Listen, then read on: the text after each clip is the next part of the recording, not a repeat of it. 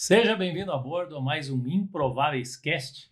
Hoje eu tenho uma grande alegria de poder dividir com vocês a carreira fantástica que esse rapaz teve. Foi um rapaz que saiu lá de uma favela no Recife, acreditou em si, acreditou que podia vencer todas as dificuldades que ele teve, seus medos, seus desafios, circunstâncias. Ele é conhecido na maior parte das pessoas como o ex-pedreiro e hoje ele é CEO de uma grande empresa do digital, que ele vai falar para a gente um pouquinho mais o que ele está desenvolvendo hoje. Vou conversar aqui hoje com o Felipe Sóstenes. Opa, comandante, tudo bem? Obrigado pelo convite. Fico muito feliz de estar aqui. Nesse lugar onde passaram algumas pessoas bem relevantes, né? Verdade. Fica até Inclusive nervoso você, aqui. Não, que é isso.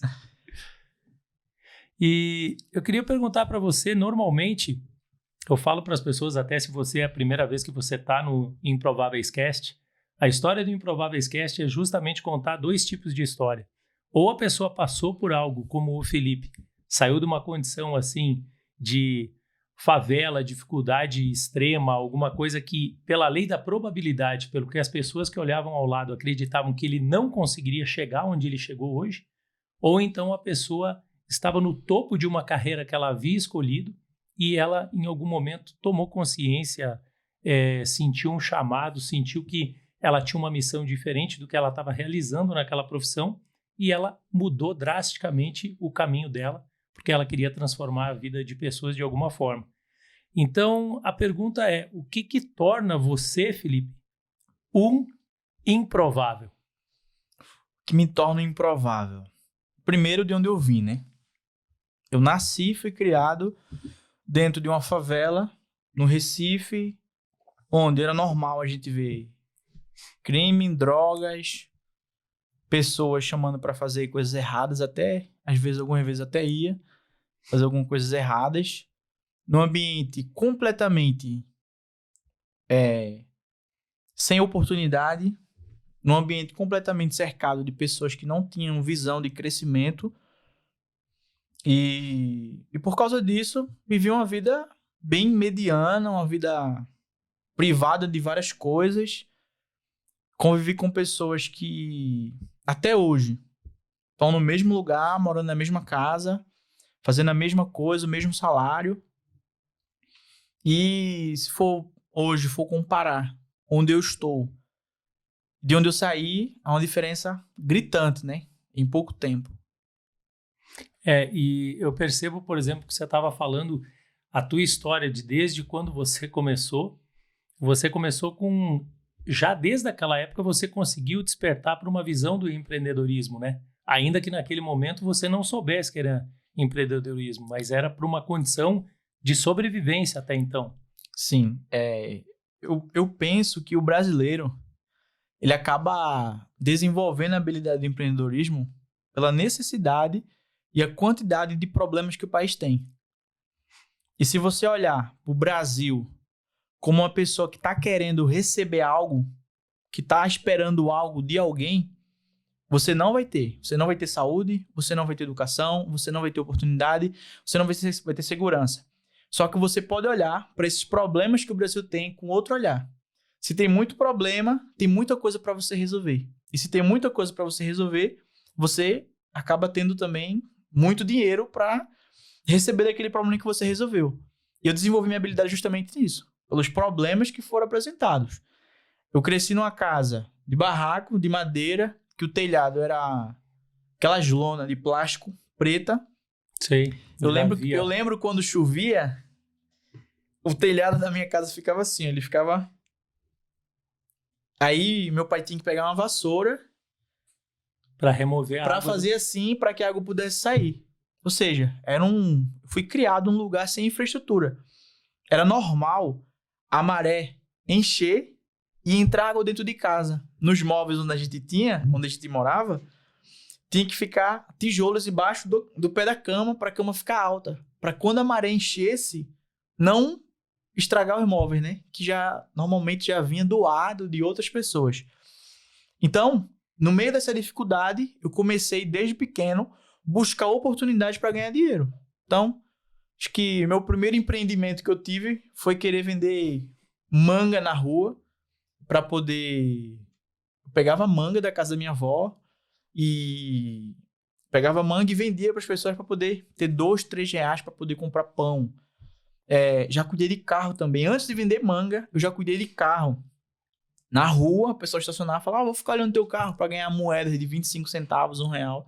Então, o empreendedorismo nasceu justamente nisso. Na necessidade que eu tinha de suprir alguma coisa ali, que normalmente era comida. E eu lembro que você falou que teve uma condição onde vocês estavam assim, e aí surgiu uma oportunidade que, eu não me lembro se foi o teu pai ou teu avô, que tinha visto como sendo uma oportunidade de ouro, de você ir para um terreno, construir a própria casa. Sim. E futuramente você conseguir expandir. Só que você teve mais dificuldade ainda do que você estava tendo antes. Como é que foi isso? Sim. Eu lembro que o meu pai e a minha mãe, né? A gente morava numa casa que era era uma casa grande, tinha até um terreno do lado, mas assim, era uma casa assim, uma casa de pobre, né? Uma casa grande, só uma casa de pobre. E atrás dessa casa tinha um manguezal. Tinha mangue, onde tinha aqueles caranguejos e tal. E algumas pessoas invadiram o mangue e comprava metralha, comprava barro e colocava no mangue. Ou seja, acabava com o mangue para aterrar e fazer a casa ali. E é por isso que a maré enchia e entrava, porque não era uma invasão de um terreno privado, era uma invasão do mangue. Imagina assim, uma maré, a gente jogar pedra na maré, mangue, vir caminhão de metralha para despejar ali, para a maré não passar mais, para que a gente pudesse construir ali em cima. E meu pai morava nessa casa alugada, e ele viu que as pessoas estavam lá invadindo aquele terreno ali, e ele deixou a casa, porque lá na favela é assim, ó. Você invade o terreno, a favela ali acolhe. Só que se a favela vê que você não precisa daquilo ali, eles pegam outra pessoa e colocam lá. Principalmente invasão. E como a gente esperava algo do governo, eu lembro que meu pai tinha uma conversa do seguinte: vamos entrar lá que eles vão indenizar para tirar. E também não poderia construir uma casa de tijolo, porque podia correr o risco de perder a casa. Como vocês já viram diversas cenas aí, em repórter e tudo, o pessoal invade o terreno, vem a prefeitura e acaba com tudo. Ou seja, tinha que ficar ali pelo menos uns 2 anos naquele terreno para ver se a prefeitura não ia mandar derrubar, para aquilo ali receber o nome de vila, alguma coisa, para depois disso vir a CELP, que aqui em São Paulo é Enel, lá é CELP, colocar algum poste para ver se conseguia arrancar algum dinheiro da comunidade. Aí, a partir do momento que a CELP colocava poste, eles iam ter comprovante de residência. Aí ficava mais difícil. Aí ficava mais difícil a prefeitura tirar. Entendeu? Então a gente ficava ali esperando ter um poste instalado. Então, a partir do momento que instalava um poste em uma região, o pessoal já começava a construir. Só que a gente ficou lá. E quando a gente acaba envolvendo com pessoas que não têm pensamentos e mentalidade de crescer, meu pai sempre foi um homem muito sonhador. Sempre foi um homem que também quis empreender. Só que por causa do ambiente que ele estava, acabou envolvido com aquilo ali e acabou que a gente nunca construiu casa, nada. Então, essa oportunidade, a gente invadir esse terreno para ter uma casa própria, acabou sendo um momento muito difícil da vida da gente, né? Porque acabou não se confirmando essa teoria que, sim, inclusive até hoje, né? Muitas pessoas têm essa teoria, né? De invadir lugares e esperar uma indenização para, com essa possível indenização, fazer alguma coisa. Sim. E até hoje, se você pesquisar no Google aí, assim, ó, Comunidade das Salinas no Recife, se procura até hoje, o pessoal tá lá e muitas casas nem foram construídas ainda. Porque estão esperando essa oportunidade de existir. Eu tenho 25 anos, eu tinha 6, 7 anos de idade. Então, já estão 17 anos esperando a oportunidade de ser indenizado. Lá virou, não sei nem se é Salinas agora, né? Porque lá invadiram mais o mangue, acabou com o mangue inteiro. Agora é tudo comunidade. É um labirinto gigante lá. E como que você, dessa mentalidade de você esperar pelo governo, esperar por uma, entre aspas, oportunidade de você conseguir se dar bem, você conseguiu ter a mudança de mentalidade? Você me falou que conheceu alguém, né? Foi o padrasto que você, sim, teve e começou a falar para você sobre como era uma mentalidade de riqueza. Como é que foi isso? Sim, Passando um tempo, minha mãe e meu pai acabaram separando. Meu pai foi viver a vida dele e minha mãe vive a vida dela.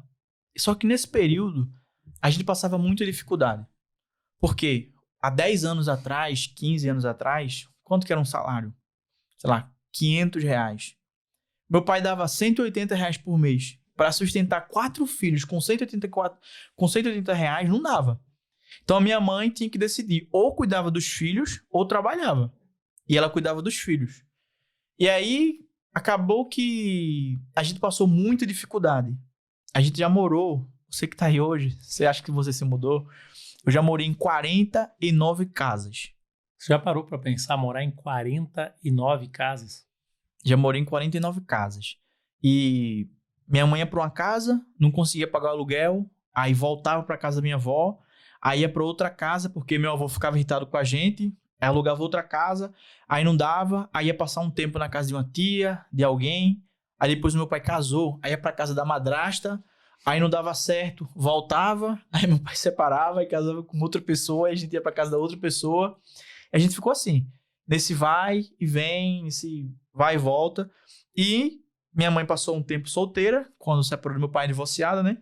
Encontrou meu padrasto, Alberto. Foi quando ele levou a gente para morar com ele e ele fez um desafio comigo. Eu lembro que ele perguntou para mim assim, qual é o teu sonho? Não sei se ele lembra disso, mas assim, mudou minha vida essa conversa. Que ele falou assim, qual é o teu sonho? Eu falei assim, meu sonho é ganhar R$ 2.800, R$ 3.000, ter uma casinha, ter um Fiatzinho Uno, ter uma esposa, ter uma casinha lá, não precisa nem ser grande, uma casa, um quarto ali, não precisa nem ter reboco, só um lugar para descansar e para eu dormir, que eu via muito meu pai falando disso. Uma casinha, um carro, uma nega véia e tá de boa. E você vê que tudo isso está na referência. Eu também, por muito tempo, ouvi isso, né? Você tem essa pré-programação mental de você tendo casa, tendo filhos, tendo a esposa, tendo um trabalho e tendo um carro, você já tem tudo que você precisa para ser feliz. O sonho de todo pobre.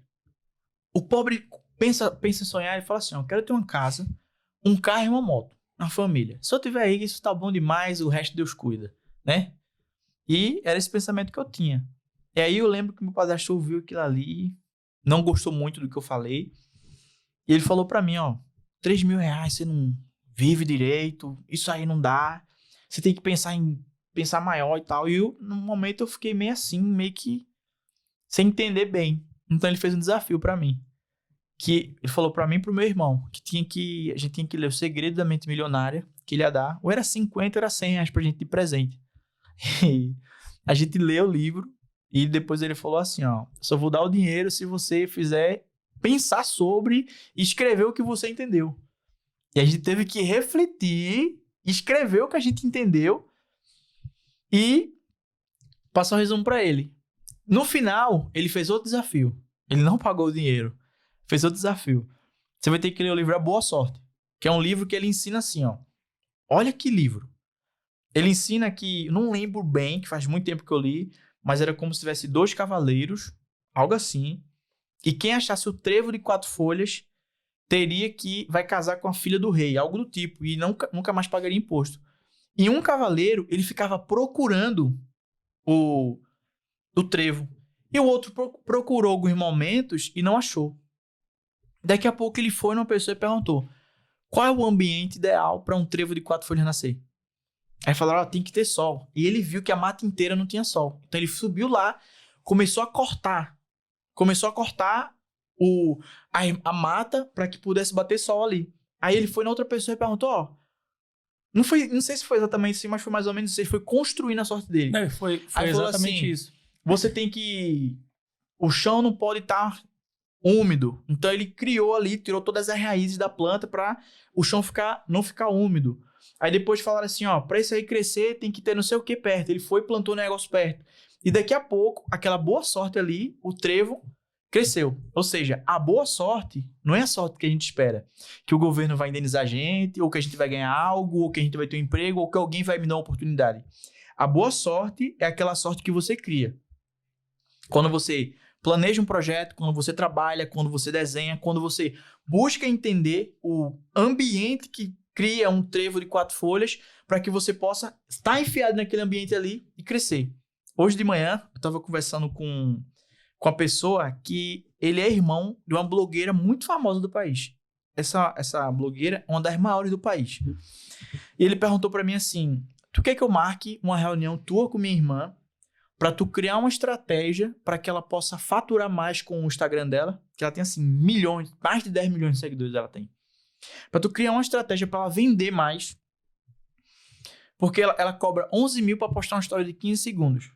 E ele perguntou se eu queria ter uma reunião com ela pra que eu pudesse criar uma estratégia para que ela pudesse faturar mais. Aí eu falei, não é o momento disso ainda. Não é o momento disso. E aí ele falou pra mim assim, ele falou pra mim assim, mano, parabéns por tu ter mudado de vida, tu ter enricado e tal. Eu falei assim, não, mas eu ainda não enriqueci financeiramente, eu não sou milionário ainda, em dinheiro, eu não tenho 1 milhão na minha conta ainda. Ele falou, mano, mas tu tá num lugar onde tu encontra o Flávio Augusto na rua. Tu atravessa a rua e tu encontra a filha de Silvio Santos. Tu tá aqui comigo que eu tenho uma irmã que fatura milhões e ela tem uma oportunidade de, tipo assim, de eu estar junto com ela. Então, só pelo ambiente que você tá, pelas pessoas que você tá andando, pelo ambiente que você tá envolvido, você já tem esses milhões, só tá faltando de alguns ajustes para poder isso cair na sua conta. E é justamente isso, a boa sorte. Isso é verdade. Se você ainda não tinha ouvido falar do Felipe e você procurar no Instagram dele, você vai ver que tem várias fotos com grandes celebridades. E é realmente esse relacionamento e essa ambiência que vai ajustando e vai contribuindo com a boa sorte. Sabe o que me chama bastante atenção no livro A Boa Sorte, já que você tocou no livro? É justamente o fato de que quando as pessoas iam perguntando a respeito do trevo de 4 folhas, o que elas mais recebiam é a mesma resposta que um improvável recebe do Improvável Cast. É justamente você perguntar se já existia um trevo de 4 folhas e aonde ele nascia, as pessoas falavam, não existe, isso jamais vai acontecer nessa floresta. Não tem. E todas as pessoas que esses cavalheiros foram perguntando, elas iam falando, não, o trevo de 4 folhas não existe. Ele falou, por que não existe? Então ele começava a fazer perguntas. Só que um deles começou a tomar posse do quê? Da mensagem de que jamais iria nascer um trevo de 4 folhas porque o lugar não era adequado. O outro começou a perguntar, bem como você falou, o que precisa, o porquê que não nasce? Ah, porque não tem umidade. Aí o outro deu outra resposta, é porque não tem a luminosidade. Aí o outro, por que não tem? Ah, porque você não tem... E é isso que você fez. Você acabou se conectando com pessoas que foram trazendo para você respostas que você não tinha nessa caminhada.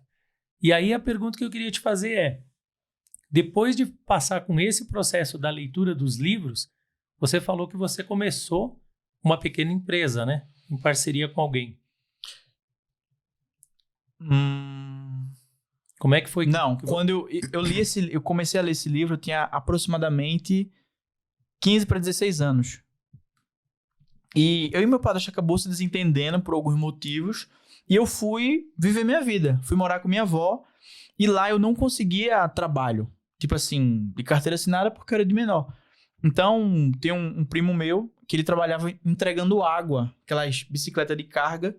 E ele me arrumou um trabalho pra entregar água com ele. E foi aí que eu comecei a ganhar ali R$70 por semana. Primeiro eu comecei ganhando 25, depois passou pra 70. E eu fui vivendo minha vida. Tipo assim, fiz algumas coisas. Tentei vender cloro, entreguei bicicleta de carga, entreguei panfletos, trabalhei como atendente na lanchonete. Tipo assim, era informal o trabalho. Mas nenhum trabalho eu ganhava assim muito. O máximo que eu ganhei nessa fase assim era R$70 por semana, no máximo. Até o tempo que eu fiz 18 anos de idade. Fiz 18 anos de idade, dia 25 de agosto, acho que no dia 28 de agosto, eu acredito, que eu já fui e tive um primeiro emprego de carteira assinada. Na padaria, em Boa Viagem, né? E daí, eu via que aquele dinheiro da padaria era pouco e eu ficava buscando formas de ganhar mais. Foi aí que eu tive a brilhante ideia de ver que um cara tava vendendo tortas, o dono da padaria vendia tortas lá por R$70 o quilo, e eu vi que o cara que entregava vendia por R$23 o quilo. E aí eu abordei alguns clientes da padaria para eu vender as tortas por fora. Então, não acabou muito legal, né? Que eu acabei sendo questionado e acabei perdendo meu emprego um dia depois disso. Acabei perdendo meu emprego. Aí por causa disso daí eu fui trabalhar numa loja de sapato. Trabalhei 9 meses ali, era o pior vendedor da loja. E fui demitido. Aí foi quando eu entrei pra vida de ajudante de pedreiro, como eu sou. Eu achei que fosse já direto que Não. você tivesse ido para essa parceria onde você era o ajudante de pedreiro. Então você chegou a passar... Tipo assim, passei bastante perrengue. O livro, ele não fez efeito na hora em mim. Não foi assim, eu li o livro e desenvolvi uma mente milionária. Aquele livro ficava ecoando algumas coisas daquele livro assim específica. Que acabaram servindo como guia para você acreditar mais em você. Até nesses momentos não. Mas assim, eu já entendi. O livro, ele abriu minha cabeça para eu entender assim, ó. Eu vou ser um milionário. Eu não sabia como, mas assim, eu falava, já tava na minha cabeça, eu vou ser um milionário. Eu já comecei a falar disso para todo mundo, porque no livro tem uma parte que fala que você tem que declarar o que você quer e não o que você quer. No livro eu lembro que tem uma parte que ele fala assim, ó. O que você quer e o que não o que tipo você assim, não quer. Fique 7 metros de distância de quem reclama. Porque quando você reclama, você, tipo assim, é como se você fechasse o céu. E quando você declara, você tinha que falar assim, ó. Eu tenho uma mente milionária. Quando eu achasse 5 centavos, eu tenho que falar, eu sou um imã de dinheiro. Aí você tem uma parte lá que você tem que falar assim, eu sou abundante, eu sou milionário. E aquilo ali, enquanto eu tava lendo o livro, eu repetia várias vezes. Eu tava pegando um ônibus cheio pra fazer alguma coisa, eu ficava na minha cabeça assim, ó, eu não vou me estressar porque eu sou milionário. Meus primos, meus irmãos, todo mundo sabe. Nós tava indo pegar rebocar uma parede. Isso aqui vai ser tudo história pra gente contar. Esse dia daqui, eu já sabia que iria acontecer há anos atrás. Quando eu tava pegando um ônibus ali, cheio, entrando por trás no ônibus porque eu não tinha passagem. Caramba. Eu falava, eu vou ser um milionário. Sempre falava isso. Sempre falei pra todo mundo. Tanto é que minha família, todo mundo ria de mim. Meus amigos. E aí, já tá rico? E aí, já tá milionário? E aí, passou esse tempo. Quando eu comecei a... Por necessidade, né? Tipo assim, ó. Às vezes a pessoa tem um sonho. Só que esse sonho, a pessoa fica impossibilitado de sonhar pelas contas, pelas necessidades. E aos 18 anos eu acabei engravidando uma pessoa e a responsabilidade veio. E eu não tinha mais pensamento nos meus sonhos. Eu tinha pensamento em pagar a conta. E por muito tempo eu parei de sonhar. Por muito tempo eu não via, tipo assim, possibilidade. E eu não sabia como eu iria ficar milionário. Só tinha certeza assim, um dia eu vou ficar milionário. Sabia como, mas eu falava assim, um dia eu vou ficar. E eu sempre repetia aquelas palavras ali. Sempre repetia. E isso é bem doido porque eu entrei na padaria, eu falava pro pessoal da padaria que eu trabalhava, eu ganhava R$700. E eu falava pro pessoal, vou ser rico. E tinha 2 pessoas que falavam assim, eu acredito em você. Daniel e Cláudio. Cláudio não. Cláudio era Zé Ruela. Daniel e Sidney, que era o padeiro. E eles falavam assim, mano, eu acredito em tu. Eu acredito em tu. Se você bota o negócio na sua cabeça, eu acredito em você. E até hoje, esses 2 caras, eu tenho o Sidney eu tenho menos contato que ele não usa rede social, mas o Daniel até hoje me segue na rede social, comenta coração nas coisas que eu tô conquistando. Tipo assim, tá sempre me apoiando, tá sempre incentivando ali. E foi depois dessa padaria, né, que trabalhei na padaria, depois eu trabalhei na loja de sapato, fui demitido porque eu não vendia bem. Aí eu tive minha filha, no dia que eu tive minha filha, o gerente falava pra mim assim, Não sei se ele vai ver isso hoje, né? Mas ele falava pra mim assim, ó. Gente, vocês acham que tem pessoas que têm maldade no coração? Eu acredito que tem. Tem. Eu tinha um pensamento assim, não tem gente que tem maldade. Às vezes a pessoa faz maldade sem saber. Não, ele falava assim, ó. Num dia que você mais precisar, eu vou botar pra quebrar você. Porque eu era vendedor e ele tinha que bater a meta de gerente e às vezes não batia por causa de mim. Quando minha filha nasceu, ele me demitiu. Uau. Quando minha filha nasceu, ele me demitiu. Sei do nome dele, da altura, lembro tudo. Um dia desse eu vi ele. Tava no Recife, eu vi ele. Opa, como é que tá? Tava na mesma loja, só que em outra, vendendo o mesmo sapato. E aí, comecei a trabalhar como ajudante pedreiro, né? Que eu não tinha necessidade, com o meu ex-sogro. E ali, o meu ex-sogro teve um problema com a família dele, foi morar em outro lugar e eu fiquei sem trabalho. E eu tinha uma filha pra criar, eu tinha conta pra pagar, não sabia como, tinha parcela da Casas Bahia lá pra pagar R$70 por mês na geladeira, não sabia como arrumar aquele dinheiro. E o que foi que eu fiz? Comecei a colocar anúncio no LX como pedreiro, eu coloquei anúncio como assim, como se eu fosse uma empresa de reforma. Recife Reformas. Colocava lá, Recife Reformas.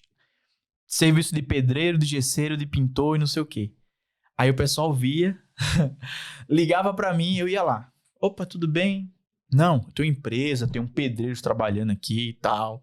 Aí fechava o serviço. Aí ligava pro meu pai e falava assim, paiinho, vamos fazer um trabalho comigo? Eu vou ser teu ajudante. Ou seja, eu fechava o serviço, dava o trabalho pro meu pai fazer o serviço e eu era o ajudante dele. Ou seja, eu não tinha oportunidade de ser pedreiro. Ninguém queria me contratar como pedreiro, como ajudante. Porque eu era ruim. E se eu fosse o dono... lembra Agostinho Carrara naquela frase, né? Se eu fosse o dono da empresa, ninguém poderia me demitir. Então, eu era o ajudante que contratava o pedreiro. Vocês nunca viram isso, né? Cara, mas isso é o que é a parte mais fantástica. E é o que muitas vezes a gente demora para aprender, porque não é ensinado na escola. Às vezes você não tem o talento para realizar aquilo com as tuas próprias mãos. Mas se você tem a visão e você está num ambiente de prosperidade, você consegue expandir a tua visão, contratar pessoas ou conectar pessoas para que elas tornem isso real. E foi o que você fez. Você não era contratado como pedreiro para colocar a mão na massa, mas a tua visão de transformar, de fazer reformas, você conseguiu realizar. Isso. E aí eu tava contando pro comandante aqui nos bastidores que teve um dia que o meu pai, ele brigou com a mulher dele e foi pra casa com raiva e me deixou lá no meio do serviço. E eu já tinha recebido o dinheiro do serviço. Eu já tive isso com meu pai também, Já? dele me abandonar no meio do caminho e tava fazendo alguma coisa. Não quero mais. O meu pai, ele é um cara muito bom. Só não pode estressar ele. Eu lembro, foi muito engraçado esse dia. Ele pegou a colher de pedreiro e fez assim, ó, ele jogou pra cima. E eu quero saber desse trabalho mais. E foi embora pra casa. Foi muito engraçado. E você ficou com a responsabilidade de terminar. E o contratante, eu lembro até hoje, o seu Eduardo, ele falou pra mim assim, Felipe, lhe contratei, não quero saber dos problemas do seu pai, eu quero o trabalho pronto. E fui trabalhar. E eu tinha ali uma parede pra rebocar, sem saber fazer. Eu e meu irmão Silas, então, eu fui jogando massa na parede, fui tentando rebocar, fui fazendo. No final, não saiu muito bom o trabalho. Aí foi quando o seu Eduardo chegou, né? E deu um... Pra ele ali, talvez fosse uma coisa normal. Mas pra mim, não. Pra mim, acabou sendo algo marcante, né? Que ele falou, ó, parabéns pela sua atitude de não abandonar, não vá no caminho do seu pai. Desculpa, pai. Não vá no caminho do seu pai, você tem que manter a sua palavra de homem e tal. E pelo seu compromisso aqui que você teve, eu vou lhe honrar também e tal, e vou passar outro serviço. E aí a gente acabou pegando outro trabalho maior ali, dentro da casa dele, e aí eu recontratei o meu pai. Meu pai foi embora quando o dinheiro da obra acabou, né? Então fechei um novo trabalho, ele voltou de novo. Aí dessa vez voltou meu pai, meu primo Humberg, meu primo Júnior e meus 2 irmãos para ajudar. Ou seja, eu era um ajudante de pedreiro que pelo fato de não ter oportunidade, eu acabei criando uma oportunidade para mim que acabou beneficiando meu pai, meu primo, meus 2 irmãos, meu outro primo também. Mas é justamente isso a visão empreendedora, né? É você ter essa visão. Eu lembro o que você acabou de fazer, me lembra um ensinamento do Cortella. O Cortella fala fazer o melhor que você pode, na condição que você tem, enquanto você não pode fazer melhor ainda. E isso realmente foi o que você fez. Sim. Tanto que você falou, né? O muro não ficou, a parede não ficou com o reboco no nível que você gostaria, mas você deu o teu melhor naquela condição que você tinha no dia. Tem muita gente, comandante, que para fazer alguma coisa precisa estar tudo perfeito. E eu acredito muito que uma das maiores coisas que eu fiz na minha vida, que tem me trazido a lugares que eu não imaginei chegar, é que eu fiz muita coisa em que eu não tinha condições de fazer. Eu fiz muita coisa que eu não tinha condições de fazer. Eu acabei abraçando compromissos em que eu não conseguia fazer, mas eu aceitava o desafio e fazia coisas maiores do que eu tinha habilidade para fazer. Muitas vezes saía mal feito? Sim, mas eu fazia de novo. Na segunda vez já ficava melhor. Você aprender qualquer coisa na parte teórica é bem difícil. Você vai aprender ali. Pode parecer mais fácil você primeiro preparar um terreno para fazer alguma coisa, só que você acaba tendo muito mais resultado de crescimento quando você se propõe a fazer. Quando você se propõe a errar. E tem uma coisa que eu tive na minha vida, observando essa trajetória até agora, que está só começando, foi que eu não tive medo de errar. Eu não tive medo de arriscar fazer as coisas. E não só pelo fato de eu no momento eu não pensava assim, ó, eu tenho uma mentalidade inabalável. Não. Era questão de necessidade. Falava assim, ó, se eu não pego esse trabalho, o que minha filha vai comer de noite? Se eu não fecho esse serviço aqui, se eu não topo isso aqui, como que eu vou pagar meu aluguel? Então, a necessidade foi fazendo eu aceitar grandes oportunidades. Tem gente que quando tem uma grande oportunidade não aceita, né? Eu topava o desafio e deixava bem claro para a pessoa, ó, não tenho experiência, mas eu vou dar o meu melhor, eu tenho certeza que eu vou lhe entregar bem feito. Eu fui fazendo isso muito no decorrer da minha vida. Eu queria que você falasse um pouco, Felipe, sobre como que foi a visão quando você falou assim, poxa, o Flávio Augusto chama, já que você citou o Flávio Augusto, ele chama de ponto de inflexão. Eu, por causa da carreira na aviação, eu chamo do ponto de mudança de rota. O ponto em que você quebrou aquele padrão que você tinha e você mudou. Você falou que teve um momento na tua vida que você falou, nesse momento eu despertei e eu enxerguei no digital uma oportunidade.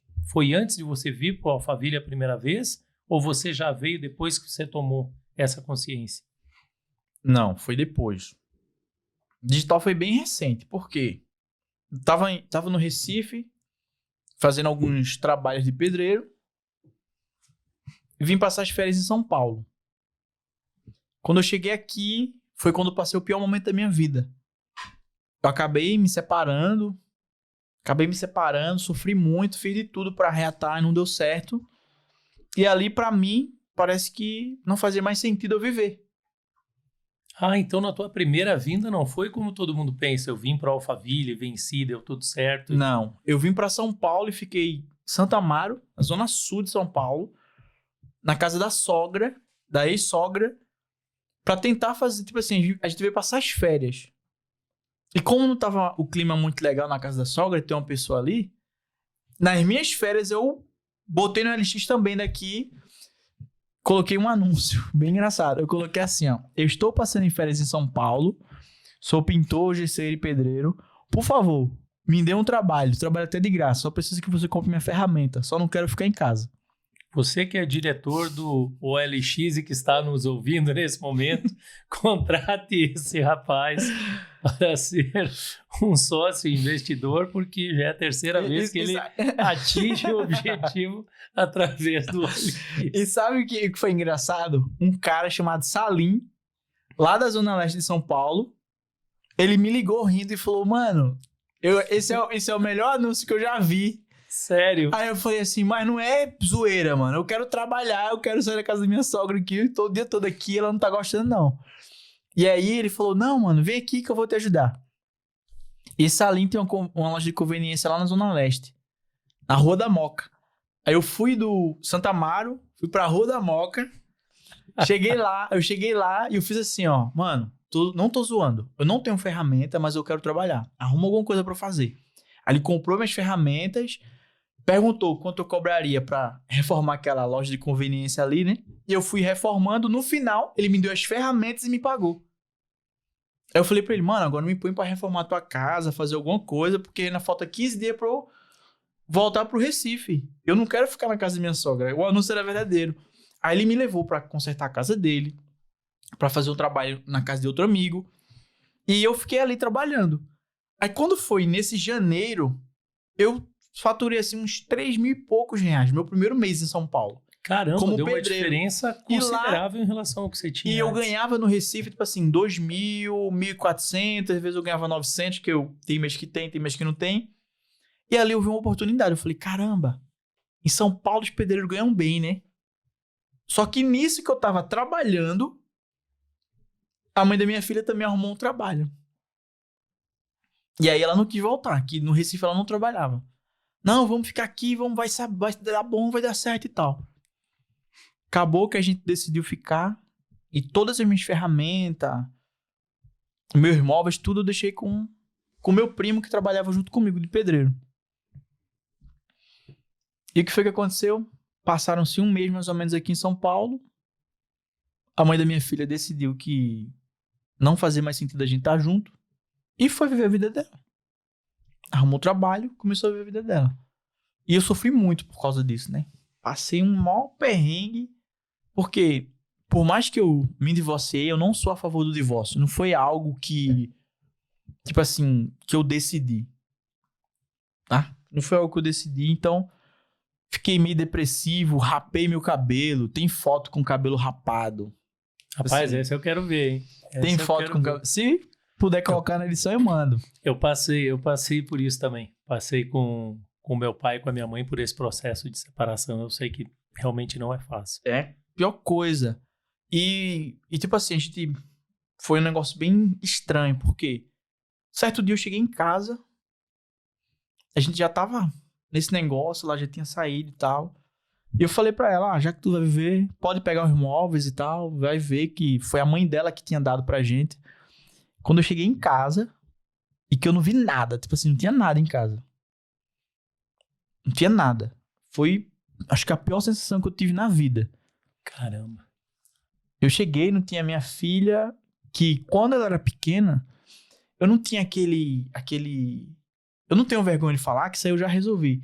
Tipo assim, o pessoal fala assim, quando você tem um filho, sua vida muda. Minha filha nasceu, eu olhei ali e tal. A única coisa, não mudou nada dentro de mim. Só pensei assim, caramba, é uma vida que depende de mim. Eu não desenvolvi aquele amor instantâneo. Às vezes você só vai dar valor pra uma coisa quando você perde aquilo ali. Quando você perde. Então eu cheguei quando eu... Era uma coisa simples. Papai! E não tinha aquele papai. Aí ali foi... Meu mundo desmoronou. Fiquei meio depressivo. Ficava sem comer. Não queria trabalhar. Aí eu vivi a pior fase da minha vida. Atrasei vários aluguéis. Não tinha o que comer. Foi um negócio assim terrível. Eu até pensei... Eu não comento muito isso. Mas eu até pensei em acabar com minha vida. Até pensei em desistir da vida. Eu lembro que teve um dia que eu tirei a camisa em São Paulo. Aqui você... No Recife é normal, lá é calor. Você vê o pessoal sem camisa na rua e tal, vai na padaria, alguma coisa, né? Aqui em São Paulo isso é super estranho. Você não vê ninguém sem camisa, só se a pessoa estiver fazendo um exercício, né? Eu lembro que eu tirei a camisa, coloquei aqui e falei assim, ó, eu vou sair sem destino. Então eu lembro que eu não conhecia muito bem São Paulo, que eu tinha acabado de chegar. Eu lembro que eu andei mais ou menos umas 2 horas. Eu não percebi que eu tava fazendo um retorno. Eu não percebi que eu tava fazendo retorno. Então, andei, daqui a pouco eu parei no mesmo lugar. Caramba. Aí eu lembro que naquele momento eu falei assim, caraca, eu sou tão... Eu tava com autoestima tão baixa que eu lembro que eu pensei assim, até pra sumir eu não presto. Até pra desaparecer eu não presto. Na nossa cabeça, realmente. Tipo assim, eu sou tão incompetente que eu não consigo nem sumir. E aí eu nesse momento eu tive um momento com Deus que veio assim na minha cabeça, no pensamento. A vida sem Deus é desse jeito. Você roda e fica parado sempre no mesmo lugar. E aí eu tentei recomeçar minha vida, assim. Passei muita dificuldade, já fiquei até sem comer em São Paulo. Aqui em São Paulo, não sei se o senhor sabe, tem um negócio chamado Bom Prato. Eu já ouvi falar, mas não sei como funciona. Bom Prato é assim. Aqui tem muito... Em São Paulo tem muito morador de rua. Tem muita gente que não tem o que comer. Então você vai no Bom Prato. Você paga R$1. E você vai ter um prato de comida ali. Feijão, arroz, carne, um suco. E café da manhã é 50 centavos. 2 pães com leite. Que é um programa da Prefeitura de São Paulo. Então, e o engraçado é assim, ó, que quando eu me separei, o meu ex-cunhado ficou junto comigo. Então ficou eu e ele na maior dificuldade. Ele que falou, vamos comer no Bom Prato. A gente foi, comeu no Bom Prato, tipo assim, R$1. Comeu no Bom Prato, passou maior dificuldade. Aí foi quando eu senti de Deus no coração, tive uma experiência com Deus e senti de voltar pro Recife. Aí eu voltei pro Recife. Pedi ajuda ao meu primo, que quando eu fui pra São Paulo, ele tinha ficado com todas as minhas ferramentas, as coisas, né? Então pedi ajuda pra ele. Eu fui morar, passei uma semana na casa da minha mãe e fui morar com esse meu primo. Então foi quando as coisas meio que começaram a andar na minha vida. Por quê? Tava eu e ele no mesmo foco. Ele tava endividado, eu tava endividado. Ele, quando eu fui para São Paulo, ele ficou com algumas coisas minhas ali e teve um relacionamento com a pessoa. E não deu certo. Então ele tava endividado e separado e eu tava endividado e separado. E a gente tinha uma coisa na cabeça. Aí, até com os meus livros ele tinha ficado. Ele também leu Segredo da Mente Milionária. Isso eu não contei pro senhor, né? Não, isso você não tinha falado, não. E quando eu voltei, esse meu primo, ele trabalhou comigo, por quê? Esse aqui eu posso falar, ele já autorizou, né? Ele foi preso. E quando ele saiu, ele morava numa cidade pequena, em Maragogi. Já ouvi falar muito de Maragogi. E ninguém de Maragogi queria dar emprego pra ele, porque ele... Era ex-presidente. E todo mundo conhecia todo mundo. Eu lembro que teve até um dia que ele conseguiu um emprego num posto de gasolina. Quando ele foi abastecer, foi o delegado que prendeu ele. Caramba. Aí o delegado... Amigo, já era, né? Aí no outro dia ele foi demitido. Em vez do delegado ficar feliz que o cara tá recomeçando a vida, o delegado falou com o dono, alguma coisa assim, ele teve que recomeçar. Engraçado, né? Caramba, cara. Então ele foi pro Recife e, como eu deixei meus livros com ele, eu já falava com ele assim, primo, a gente vai ficar rico, vamos fazer isso, ler esse livro, e a cabeça dele foi começando a abrir. E aí ele já tava com a cabeça assim, completamente mudada. Eu lembro que eu passava 2 horas falando com ele, 3 horas. Porque quando ele veio de Maragogi, ele ficou morando lá na minha casa. E ele ficou... O senhor vai saber o que tá acontecendo com meu primo hoje. Doideira, isso eu não contei pro senhor. Então ficou aí meu primo lá. E o mais interessante do que você tá falando é que eu já, em muitos treinamentos, aprendi que realmente, segundo a neurociência, uma mente que expande, ela não volta à sua condição normal. Não volta. Porque você vai ampliando tanto a tua visão, você não consegue mais ficar onde você tá. Isso. E o meu primo, ele tava lá no Recife, apertado também, com dívida. E eu cheguei lá. Ele, primo. Aí ele falou, ele tava lá com alguns serviços rodando assim, né? Tipo assim, ele tava fazendo trabalho de gesso, de pintura. Ele falou, primo, vamos trabalhar junto. Aí eu falei pra ele, primo, pode me pagar dinheiro de R$70. Eu só quero recomeçar. Ele falou, não, primo, a gente vai ser sócio, vai ser meio a meio e tal. Só que era assim, era sócio de um trabalho que a gente ganhava 2.000. Ele falou, não, a gente vai junto, vai fazer várias coisas.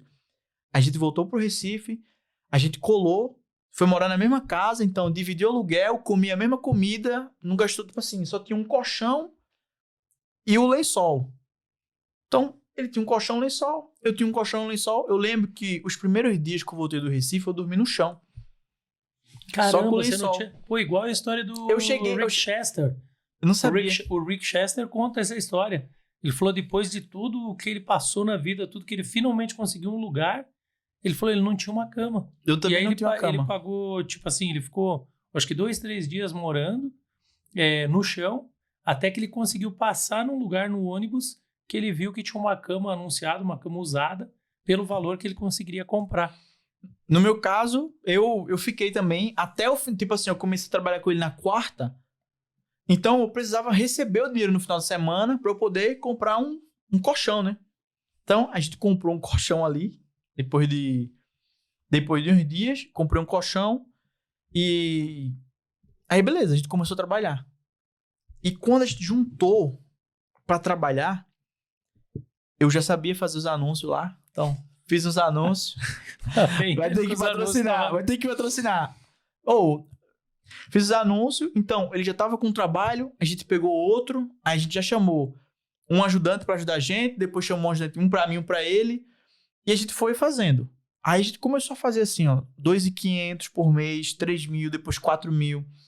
Aí nesse período que a gente tava completamente focado, a gente pagou a dívida ali, a nossa dívida que era uns 5.000 reais, pagou a nossa dívida, fez um trabalho em troca de um terreno, só que era um terreno dentro da favela, mas assim, ele que fez esse trabalho em troca de um terreno. E aí ele me deu um pedaço desse terreno. Ele me deu, tipo assim, primo, tem esse pedaço aqui pra você. Aí a gente comprou a moto junto, pra gente trabalhar. A gente trabalhava junto, né? Então, eu não tinha habilitação. A gente comprou junto a moto, ia pagando dinheiro dividido ali. E aí eu falei, primo, essa moto vai ser só tua e tu me dá o outro pedaço do terreno ali. Eu não quero que seja de graça, então me dê esse pedaço de terreno. Aí eu fiz um acordo com ele. Passou um tempo, ele não quis a moto, eu comprei, depois eu ajeitei a moto e vendi pra ele de novo pelo outro pedaço de terreno. Então, caramba! Eu tenho até hoje um terreno no Recife que tem duas partes, né? A parte da frente e a parte de trás. E a parte da frente eu comecei a construir um kitnet. E foi quando a gente tava construindo esse kitnet, ele construiu a casa dele. Ó, você vai ver aqui que a gente tá falando. A distância, tá? Quanto que eu precisava para levantar essa casa e telhar? 5.000 reais. Hoje, 5.000 reais não paga nem os aluguel da gente. Verdade. Verdade. Aqui é um Alphaville e 5.000 a gente não paga nem um aluguel direito. Então, o nosso objetivo era ter 5.000 para construir. Ele conseguiu primeiro que eu, que a minha tia de Maragogi tinha cartão.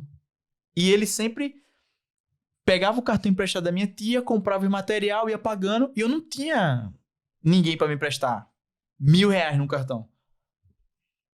Então ele foi construindo, eu fui ajudando ele a construir a dele, aos poucos eu fui construindo a minha, ele começou a construir. Aí foi quando começou a pandemia.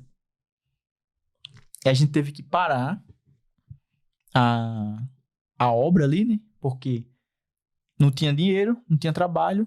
Aí foi quando eu comecei a entrar no digital. Que louco, cara. Que história, hein? E aí, nesse momento que você tomou essa posse de você mesmo, de falar assim, poxa, o digital é o caminho para eu conseguir chegar onde eu quero. Como é que você começou isso? Como é que foi o primeiro passo até você verdadeiramente chegar aqui? Então, na pandemia, a onda de lives começou na pandemia, assim, né? É verdade. Tinha live. Live, tipo assim, abri o Instagram, tinha lá 10, 15 lives acontecendo.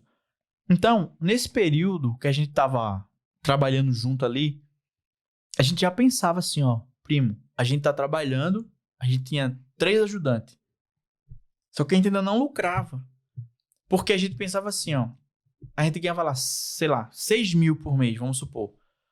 Então, era 2.000 meu, 2.000 do meu primo, 1.000 reais para cada ajudante e ficava, sei lá, 1.000 reais para pagar passagem, gasolina, comprar uma ferramenta, alguma coisa, né? Então, na pandemia, a gente já conversava, ó, vamos crescer essa empresa aqui vai ser, e sempre com o pensamento assim, ó, essa empresa aqui vai ser a maior empresa de construção do Brasil, só que era 2 pedreiros. 2 pedreiros trabalhando. Mas Vamos vocês lá já e tinham tal. pego a visão Já de tinha expandir. o segredo da mente milionária. A gente já tava com um pensamento milionário. E como que a gente achava que a gente ia ficar rico? A gente ia construir as casas, ele ia construir a dele, eu ia construir a minha. E a gente ia vender essas casas, ia comprar, ia construir atrás. Aí ia pegar o dinheiro da construção, ia construir atrás e ia vender. Aí ia comprar um terreno em outro lugar, ia construir uma casa maior, ia vender. Depois a gente ia ficar multiplicando dinheiro dessa forma.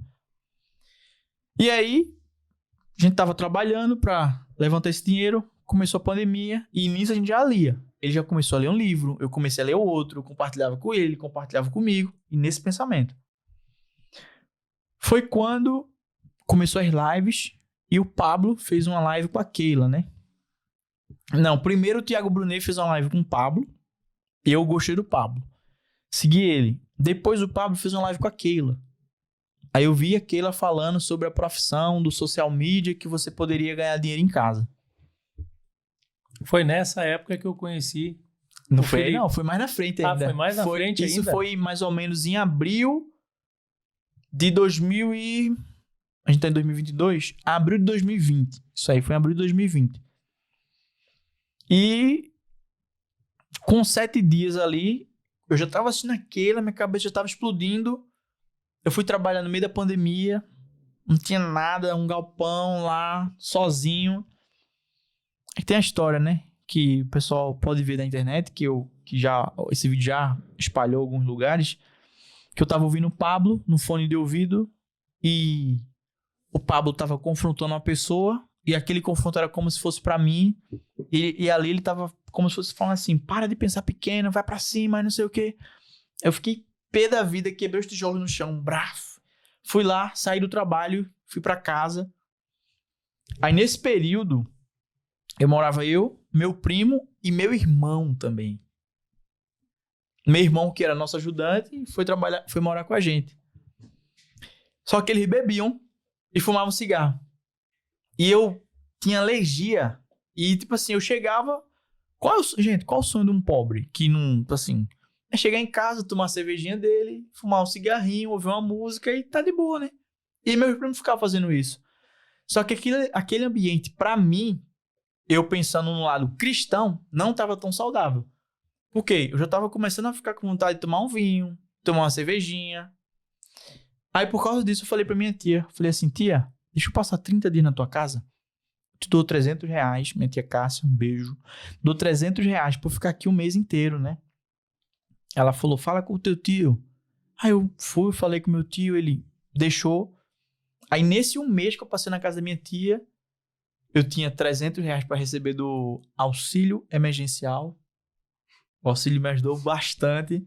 Então, eu falei, tia, o dinheiro do auxílio vai ser seu. Que era R$600, eu acho. Eu falei que ia dar 300 pra ela e 300 de pensão. Caramba, e aí cara, eu, foi ali naquele mês ali, tipo assim, eu mal dormia. Eu vi todos os conteúdos da Keila na época. Eu li todas as publicações que ela tinha. Eu vi todos os vídeos do YouTube. Eu vi todos os conteúdos do Telegram. Fiz tudo. Quando acabou o conteúdo ali, eu comecei a ver.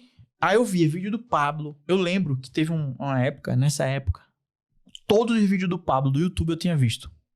Todos. Tipo assim, não tinha um vídeo que eu não tinha visto. Eu vi todos. E aí eu comecei a trabalhar como social media. Primeiro mês eu ganhei... Primeiro cliente fechei por 1.300. O segundo já fechei por 1.700. Então já foi uns 3.000, um pouquinho ali nos 45 dias primeiros ali.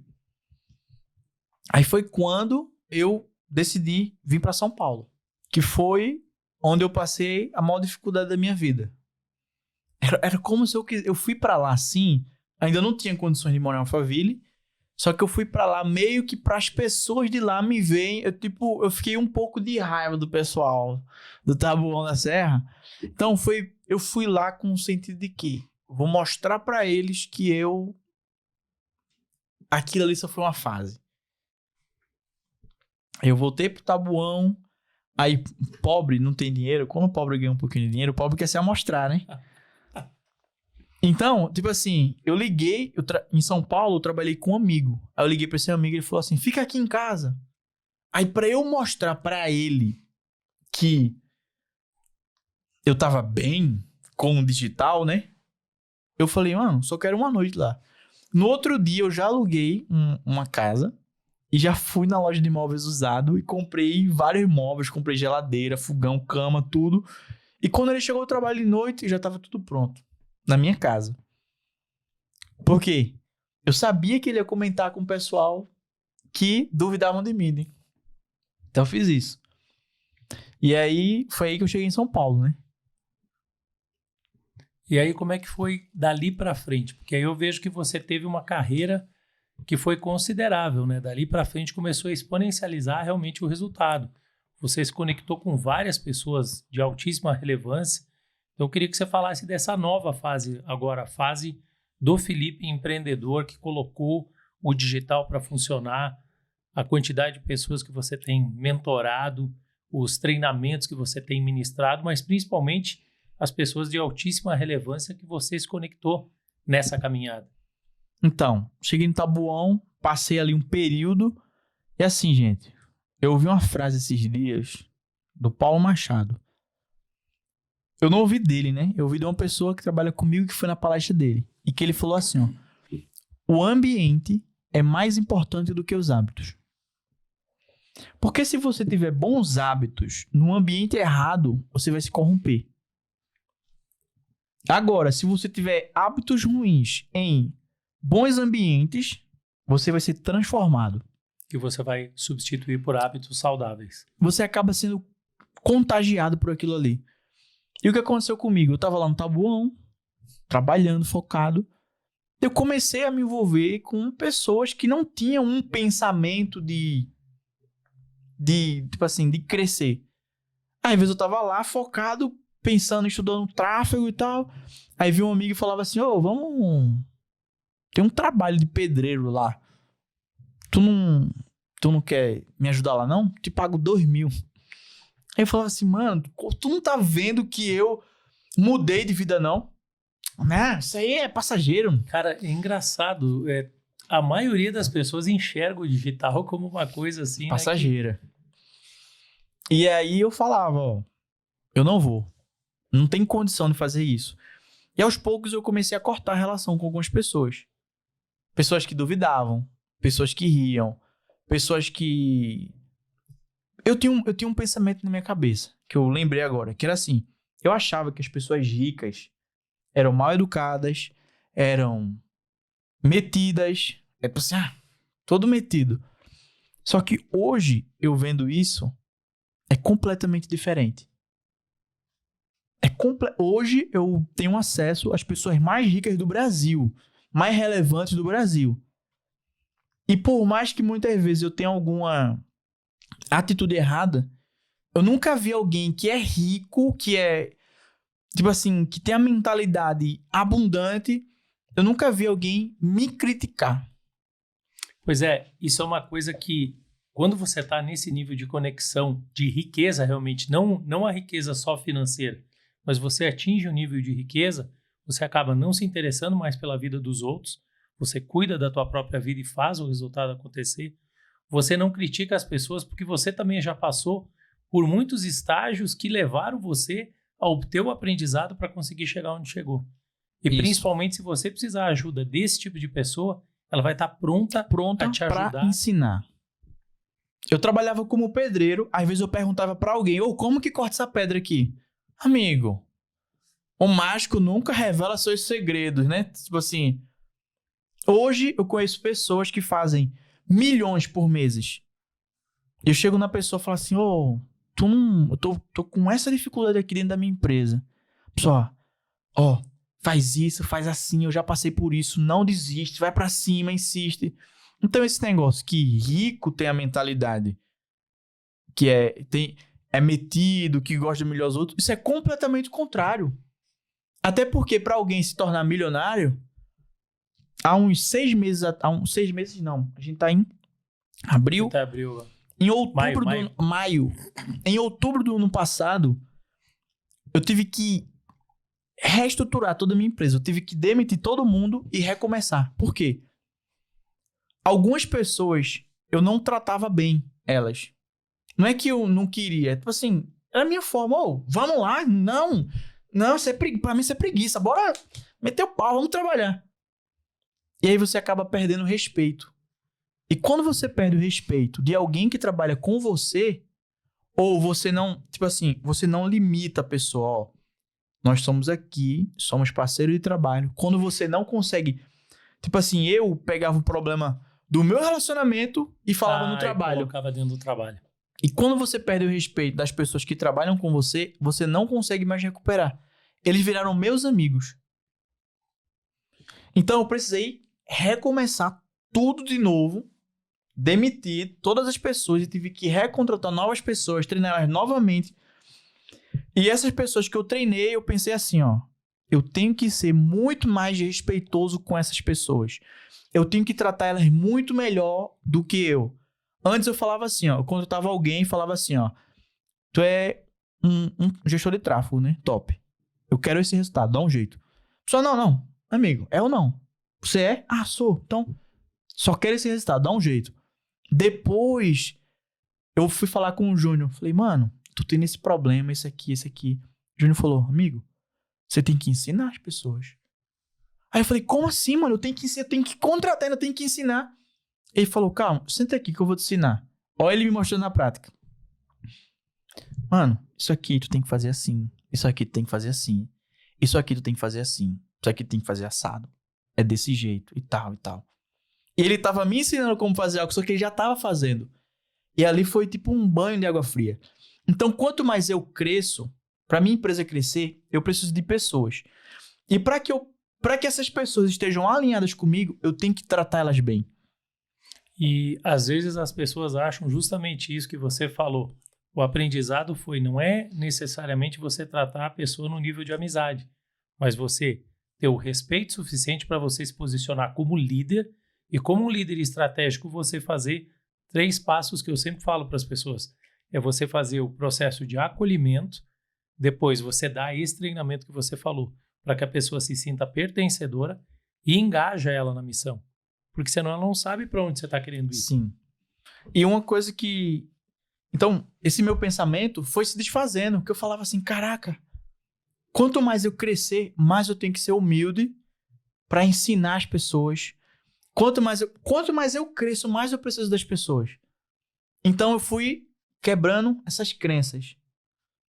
Então, eu tava lá no Tabuão, fui observando algumas coisas. Foi quando eu fui no evento do Júnior, da Keila, para poder receber uma premiação que quem faturava mais de 3 mil reais ganhava aquela plaquinha de reconhecimento. Então, fui pro evento, cheguei lá no evento, fui reconhecido e dei um depoimento. Falando assim, há 7 meses atrás, eu era pedreiro, e hoje eu posso estar perto da minha filha e tal. E esse depoimento meio que deu uma circulada. Tem uma coisa que eu nunca contei. Eu tinha 3 clientes quando eu fui dar o depoimento. Eu tava ganhando uns 5 mil e pouco. Tinha 3 clientes. Uma cliente minha, ela me demitiu. Porque ela falou assim, engraçado. Eu tô te pagando pra tu me dar mídia. E tu que tem a mídia? Ela não ficou feliz com o meu... Cara, é impressionante isso com o meu crescimento. A maior parte das pessoas não celebra com você as tuas conquistas. Por isso essa questão que a gente fala de você estar cercado das pessoas certas. Eu estava vendo ainda hoje de manhã uma ministração do Cláudio Duarte, onde ele falava isso. Livre-se das pessoas que não celebram as suas vitórias. E aqui você vê muito isso no Alphaville, as pessoas que começam a se conectar e elas celebram com você a sua vitória. Porque elas já passaram por isso, elas sabem a dificuldade que é você passar o passo a passo. Então, a partir do momento que você engajou, que você conseguiu mostrar resultado, você ganha esse respeito que você acabou de falar. E aí, ela não ficou muito feliz, a outra também. E tipo assim, elas eram pessoas que me ajudaram muito, porque elas eram coaches. E o conteúdo delas me ajudava a me desenvolver. Então eu acabava compartilhando, falava, eu vou conhecer o Júnior, eu vou conhecer a Keila, vai ser isso, vai acontecer isso, vai ser bem legal. E eu estava lá, vai lá, que vai dar certo e tal. Só que eu meio que me empolguei um pouco. Eu fiquei fazendo um live, eu fiquei ali conhecendo a galera, aqui em Alphaville uma semana e esqueci do meu trabalho. Eu não fiz o post dos meus clientes, eu não fiz nada. Então, dezembro, eu perdi todos os meus clientes. A única pessoa que ficou comigo não era uma cliente fixa, era uma pessoa que eu tava fazendo um lançamento dela. Que era a Tainá, que é hoje virou minha amiga. Então, a gente fez o lançamento dela e fez R$8.000. Eu tinha direito ali a 50%. Então, eu fiquei com R$4.000. E eu entendi que o social media era bom para eu começar. Mas não era a melhor forma para eu escalar.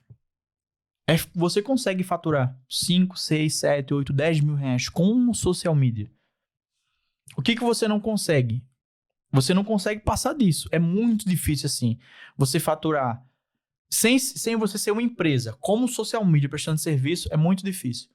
Então eu comecei a buscar outras coisas. Comecei a estudar tráfego, comecei a estudar lançamento, comecei a estudar como que eu crio uma oferta, como que eu vendo, como que eu crio uma estratégia de posicionamento. Então comecei a estudar.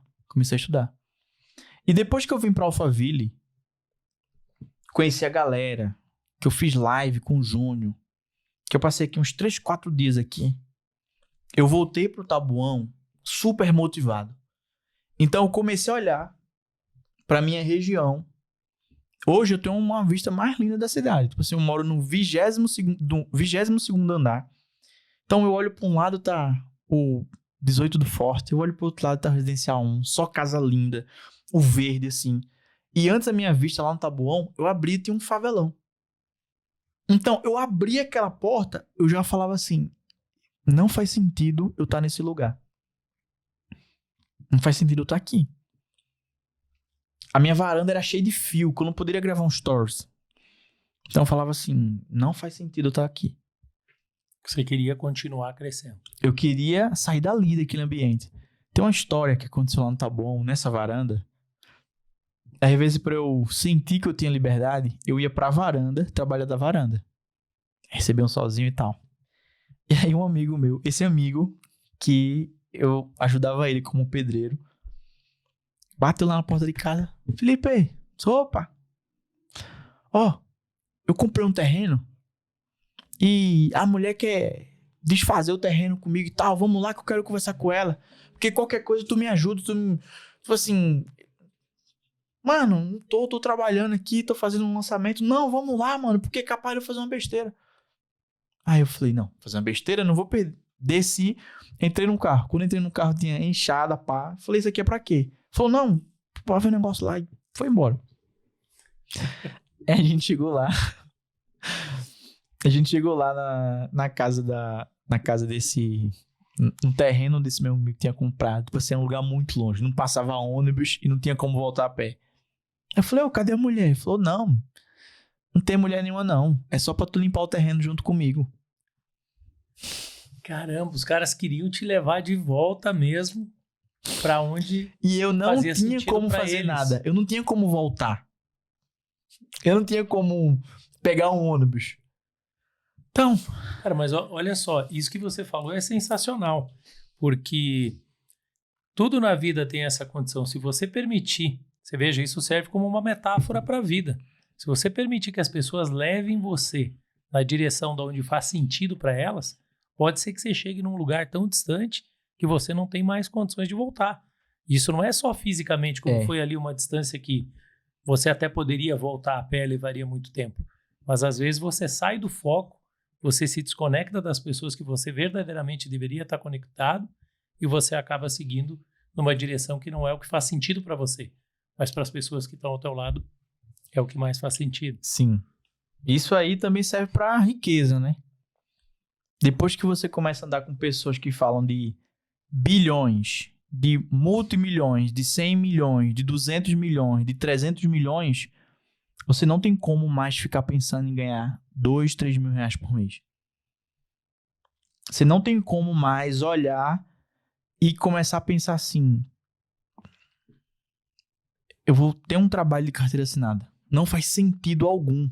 Felipe, uma coisa que eu vejo a maioria das pessoas hoje reclamando que tem uma dificuldade no digital é como você criar um produto para que você tenha recorrência de ganho.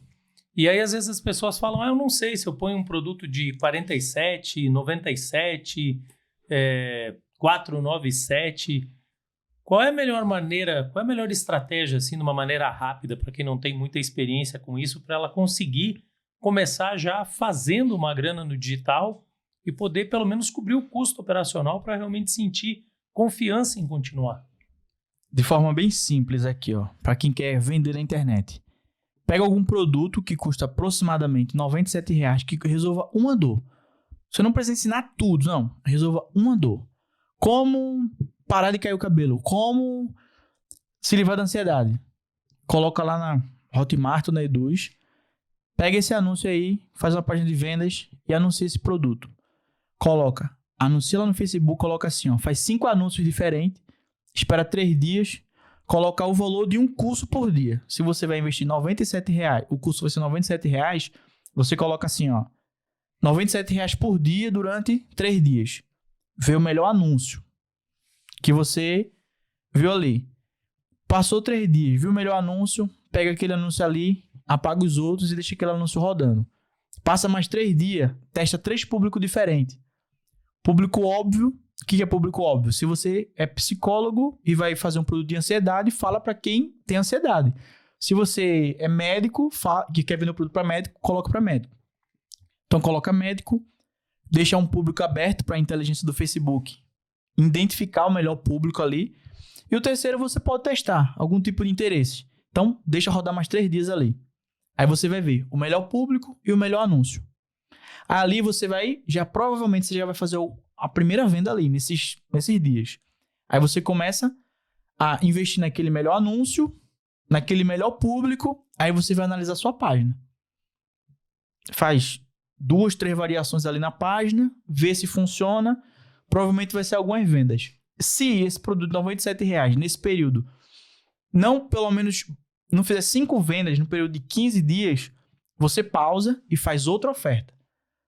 Então, o problema sempre vai estar ou na oferta, ou no anúncio, ou na página, ou no público. Se você conseguir fazer um teste com essas 4 coisas, é impossível você não vender. Se mudou tudo, não vendeu nada, cria outro produto, que esse produto não é bom. E você acredita que realmente, em vez de você começar a querer mexer com mentoria, treinamento, imersão, é você já começar a corrigir dores uma a uma? Tipo, você criar, por exemplo, em vez de você criar um pacote, você faria, por exemplo, 3 dores que você é capaz de resolver e aí você coloca para solução. A vantagem da gente criar um produto barato de início é que é mais fácil as pessoas comprarem. Se você tá lá querendo como criar um produto online por R$ 97,00, passando na sua linha do tempo ali, você compra na emoção e dá garantia. Crie seu curso online em 7 dias ou seu dinheiro de volta. A pessoa vai comprar na emoção. Comprou, essa pessoa vai virar teu lead, vai ser um custo barato, vai ter um retorno bom ali, que você vai poder pagar a sua equipe, e ali você vai poder, para essas pessoas que você vendeu um produto barato, entrar em contato por telefone ou por e-mail e vender uma mentoria. Ou seja, esse produto mais barato te dá um dinheiro para você poder investir, te dá clientes qualificados, né? Para você poder investir mais nesses clientes. Então, para mim, essa é a melhor forma para quem quer começar a vender. E é real isso, acontece mesmo, de quando você consegue gerar valor para o cliente, ainda que seja com um produto mais barato, ele passar a ter confiança em você e te falar, poxa, isso aqui realmente me ajudou, eu vou partir para um produto maior como uma mentoria ou uma consultoria que realmente vai fazer uma diferença maior? Sim, o que acontece? Venda é igual namoro. Você vai namorar com a pessoa. Você não vai dar a sua vida para ela. Você vai namorar. Então, um conteúdo gratuito e um produto R$50, R$100 é um namoro. E a pessoa ali experimentou, viu, teve resultado, a pessoa vai ter mais probabilidade, ela já comprou uma vez, ela já sabe o caminho, ela já sabe que o que você ensina dá resultado. Você já vai estar mais próximo dela. Você vai ter o e-mail, você vai ter o número, você vai ter o endereço. E lá no curso, provavelmente, você pode colocar algum formulário e dar algum prêmio para ela. Se a pessoa preenche o formulário, você vai saber exatamente tudo dela. Dores, desejos, tudo que ela quer. Tipo assim, ó, você comprou esse produto por R$100, mas se você preencher esse formulário de pesquisa, você vai ganhar um e-book que custaria R$100 também. Aí você tem tudo dela. Depois que você tiver lá 50 vendas, você pode criar um grupo de mentoria baseada nas dores das 50 pessoas. Porque aí você já sabe exatamente o que você precisa resolver e o que você tem condições de resolver. Tem condição de resolver, você vai saber o que precisa, você vai saber do sonho dela, você vai saber quanto ela ganha, você vai saber onde ela mora, você vai saber em que nível ela tá da vida. E fica muito mais fácil você fazer uma oferta para alguém quando você sabe tudo isso. Gente, isso aqui é o ouro entregue de graça aqui no Improváveis Cast. É só você aplicar, não tem como. Se você pegar essa parte do vídeo aqui, esmiuçar ela e colocar tudo no papel e aplicar, você vai ter muito resultado. Isso é basicamente o que eu ensino em um dos meus cursos, né? Eu tenho uma aluna que ela mexe com violino. O senhor conhece quantas pessoas que mexem com violino? Raríssimas pessoas. E é difícil você vender violino. E ela já estava lá quase 2 anos na internet tentando vender e, tipo assim, vendia muito pouco. Eu passei essa estratégia para ela e ela tá aplicando. Eu posso compartilhar a mensagem dela aqui que ela tá mandando. Ela tá vendendo 3, 4 vendas todos os dias. De 200 e de 150. Porque quando você vende um produto de R$100, você vai fazer uma oferta menor ali, no próprio checkout. Ó, você tá comprando esse curso aqui por R$100. Por mais R$50, você quer adicionar essa oferta? Só quero, puf. Já aumentou a tua renda. Ela comprou, ela vai para outra página. Você já pode oferecer um produto maior. Esse produto aqui, você comprou esse curso e esse aqui, então tem um desconto especial. Não saia dessa página. Se você sair dessa página, essa oferta você nunca mais vai ter na sua vida. Então, você quer comprar a minha mentoria exclusiva que custa R$10.000 por 2.000? A pessoa já comprou a primeira, já comprou a segunda. Ela já está emocionada. É bem mais simples ela pagar aquilo ali depois. E ela tá fazendo isso. Ela cria um produto de 97, você comprou lá no checkout, tem uma oferta de 57, depois que você comprou, você vai para uma página maior, tem uma oferta de 300, se você não comprou, tem uma oferta de 30. Ou seja, você vai comprar de alguma forma. E tem mais uma coisa, se você está assistindo aqui esse podcast, vai estar no descritivo do vídeo todas as informações, todas as opções que você tem para contatar o Felipe. E aí a pessoa pode entrar em contato diretamente com você, né? E já partir direto para uma consultoria, né? Se houver interesse. Hoje eu estou com pouco espaço para consultoria, né? Que a gente começou uma escola online agora chamada Infoclube, onde eu pego todos os meus conhecimentos sobre social media, sobre lançamento, sobre vender, e eu estou gravando pequenos cursos lá dentro. Então, isso é excelente. A gente já tá lá dentro, assim, atualmente a gente tá com quase 100 alunos. É tipo uma escola de recorrência. A gente tá com, atualmente, quase 100 alunos. E no total a gente já tá com quase 1.000 alunos. Então a gente tem que, tipo assim, a gente tá focando em escala, né? Em atender esses clientes bem, fazer eles terem resultado. Então, consultoria talvez hoje não role. Se rolar um preço é um pouco... Eu coloco um preço para ninguém comprar, né? Que a tua ideia é realmente poder alcançar o maior número de pessoas. Poder alcançar o maior número de pessoas.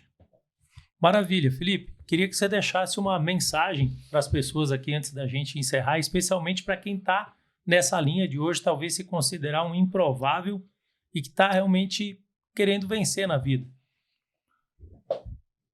Tem uma pesquisa que eu vi um tempo desse que falava que a maioria dos bilionários hoje, eles não têm faculdade. A maioria dos bilionários não tem faculdade. E os que têm, alguns só fizeram faculdade depois de ricos. E por que eu tô falando isso? É que a maioria dos bilionários, um dia, eles também foram improváveis. Então, hoje, talvez, você se sinta numa situação, numa condição ruim, mergulhe no digital. Acredita em você. Muito mais do que você acredita em qualquer coisa. Eu tenho pra mim que quem acredita em si, ninguém para essa pessoa. Quem não desiste, não tem como dar errado. Então, foi isso que eu fiz na minha vida. Hoje a gente contou aqui coisas que eu já passei tipo assim, que eu já passei e que eu superei. E as coisas que eu dei certo na vida foram coisas que eu tentei 3, 4, 5, 6, 10 vezes seguidas, corrigindo tudo que eu tava fazendo para poder conseguir. Então, se você hoje é improvável, acredite em você, vá em frente, não deixe nada, nem ninguém falar o contrário para você. Se você tiver a mente desse jeito assim, nesse foco, não tem como dar errado. Excelente. Gente, conversei aqui. Deixa a mensagem do senhor também. A minha mensagem é que quando você se conecta com você mesmo, quando você realmente passa a acreditar em você, e se você buscar essa conexão com Deus como você teve, você deixa de ser um improvável e se torna imparável. Nada vai te parar. Não, qualquer um desses avisos, desses comentários, em vez de conselhos, e sim de pessoas que falam para você opiniões ou falam para você o que eles acham, vai te deter. Porque você vai ter o foco no teu objetivo, você vai estar conectado com Deus, mas principalmente você vai ter, como ele falou, essa força dentro do teu coração que você é capaz e que você consegue. E até teve uma época que a Nike usou isso, né? Eu quero, eu consigo, né? Então, a partir do momento que você propaga que você vai conseguir, vai chegar lá, você realmente chega. Ô, comandante, pegando um gancho do que o senhor falou, eu quero, eu consigo, você tem que focar nas coisas que você quer, não nas coisas que você não quer. Isso é verdade. Tipo assim, eu não quero ser pobre, não, eu quero ser rico. Eu não quero sofrer, não, eu quero ter uma vida abundante. Por isso, eu quero, eu posso, eu consigo. Exatamente. Sempre propagando positivamente na direção de onde você quer chegar. Bom, conversei aqui hoje então com o Felipe Sóstenes, ex-pedreiro que venceu tudo isso que você acabou de ouvir. E eu queria pedir para você, se você curtiu o vídeo, que você aperte o like, compartilhe com mais pessoas para que a gente possa levar essa mensagem ao máximo de pessoas hoje improváveis que venham a se tornar imparáveis. Esse foi mais um Improváveis Cast e até a nossa próxima escala. Obrigado, comandante. Até a próxima. Valeu!